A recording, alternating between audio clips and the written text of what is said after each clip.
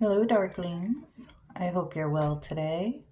I'm excited because we are starting my little series of the chakras and relating it to Norse, um, Norse work, the gods, runes, all of it. It's just how I'm choosing to do it because, of course, a lot of Norse work is in my practice. And really, I think every culture talks about the chakras just in different ways if you look into it. So, yeah, I wanted to explore that and share some of my work with you. Today, we are going to start off with the root chakra because that's what I'm starting with. And this is going to be a very long process, I believe. Not many have achieved, that enlightenment, that kundalini or serpentine energy of the full on Christ consciousness, besides like our ascended masters, if you believe like I believe, like the gods, Buddha, Jesus, my gods, yours. That is my personal belief that they achieved this and this is how they became like gods, right? And then in turn, closest to source in whatever dimension they're in. Anyway, just so you know, like where I'm coming from and my thought process on that. Your root chakra. So it is the base primordial energy, and it connects us to life, really. Um, Kind of our anchor to earth in an energetic way. It's found at the base of our spine. It is the foundation of the other chakras. So kind of like a house, you would think, holding them up. Or if you take yggdrasil as our bodies, the tree of life, the root chakra would be the roots. Now, what's interesting is in Norse mythology, they have Nidhogger, or the serpents, at the roots of Yggdrasil, gnawing at it. Now, could this be symbolic for that Kundalini energy that we need to rise up the chakras to achieve this enlightenment? Furthermore, to back that up, the fates and the well of wisdom reside at the roots. So that too could all be linking and symbolic for those serpents rising all of that energy, you know, because if you look at it, fate would kind of come from our chakras. If they're unbalanced or whatever, or properly balanced, our fate could depend on that if, especially spiritually. So that well will be raised with the serpents to our consciousness, and the fates will weave our survival and basic primal instincts into our lives through our chakras. And not to mention that matter of conception. Isn't that a little bit of a fate like thing, depending on our actions and choices? It's how you conceive or the area that you conceive. And sex really is one of those primal energies, right? In all of nature. So, yeah, basically, all of these things can weave a fate, like the birth of a child or fighting for survival in an awful altercation. If you choose to hurt somebody, you will go to prison, resulting in your fate. So, that's kind of where I'm going with that. Which is why, in my opinion, the balance and grounding of these things are a very important spiritual practice. I never looked much into chakras before this. I mean, I knew about them, I worked briefly, but not as deep as I'm going now. Not to mention, back to the balance, if these serpents are to rise all of this up for a better consciousness, you can understand the importance for a balanced and healthy chakra system. And I guess from what I've studied so far, the ideal is to start with the foundation. If your foundation's bad, the rest of the house is, you know what I mean, going to be off balance. So that is the key here, our root chakra. Other things that it can relate to in your life, it's connected to your health, your vitality, your capacity to live and thrive in your reality. This chakra to me is probably one of the most important to work on.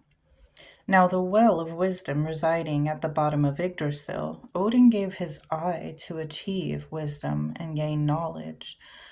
Perhaps that this is symbolic for how life's trials and errors or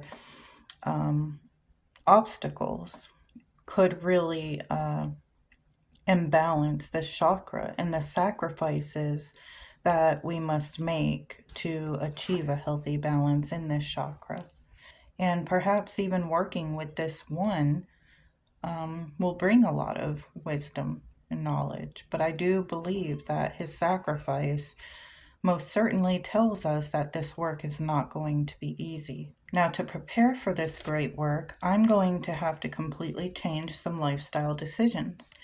I'm going to have to eat right, stop taking medications. I know this is for me personally, and I decide personally what is best for me. Please do not take this as any medical advice or stop any of your medications or whatever. Look out for yourself. But I will let you be the judge of that. I am simply telling you how I am preparing for this work. That being said, it comes with getting rid of other impurities of the body, anything that I can focus on.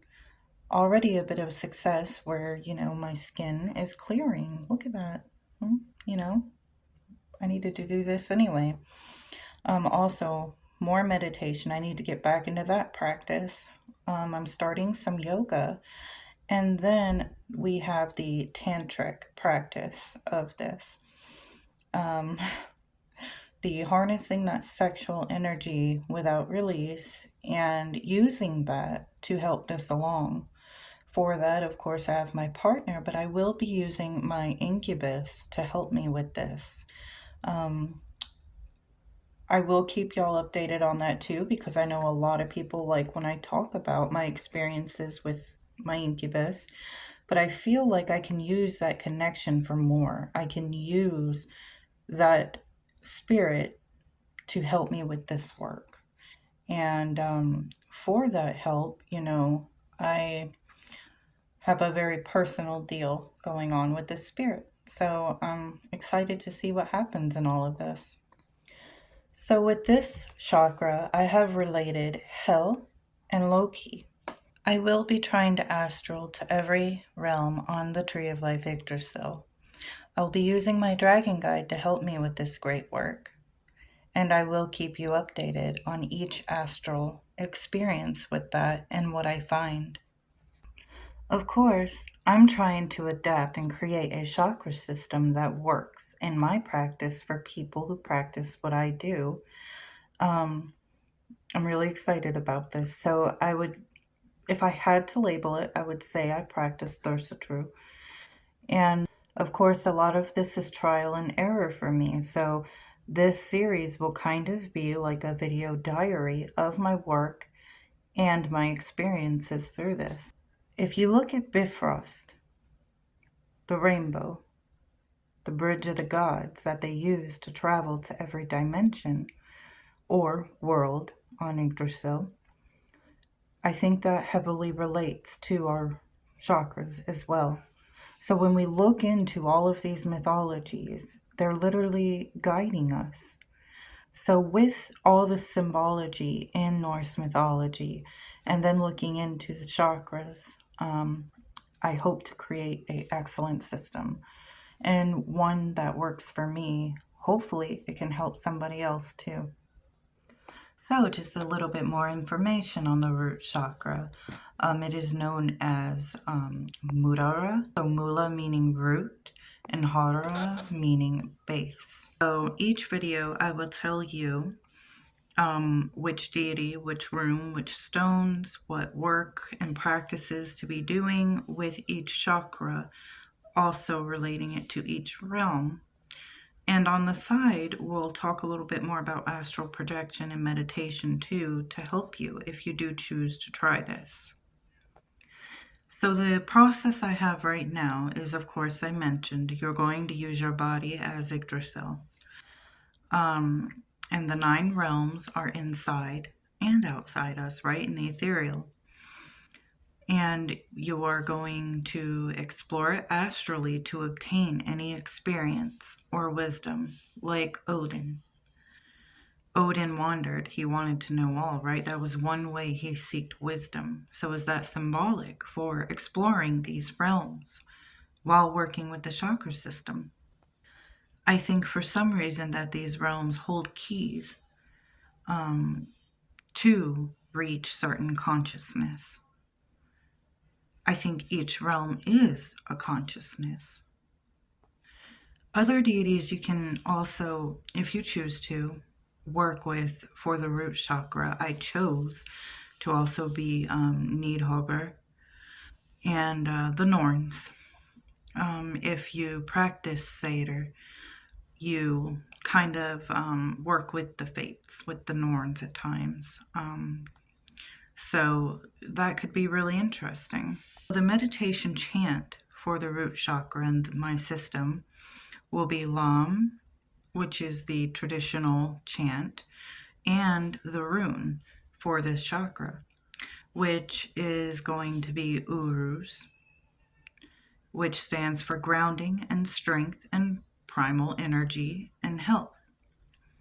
I'm going to use red candles, and some of the stones to use and work with while doing this will be red jasper, black obsidian, and hematite. So that is only the introduction to this work and system. In the coming days, we're going to be talking about a whole lot more. I hope you stick with me, and I hope this interests you. I'm really excited about it, and I think it's going to be a really great work of mine. I know others have attempted this and adopted systems, but this is going to be my own, and I'm excited to explore it. I'm excited to share it, and I am excited to refine it more. I cannot wait. So, right now, it is preparation time. I am preparing the body, the mind, my spirit, and getting into the practice of, the yoga, meditation, the sexual practices as well. And then when we start doing this great work, I'm going to do some meditations with you live, working on it, and maybe some other cool stuff. If there's anything you can think of you'd like to see through this great process, let me know in the comments. But we're also going to break down Yggdrasil, more symbology relating to this work, and more runes and deities and other things. Not to mention, I'll be talking a bit more about my incubus and dragon guide through this. So, yeah, it's going to be a great, great working for me. And I hope you'll be along with me for the ride. Until next time.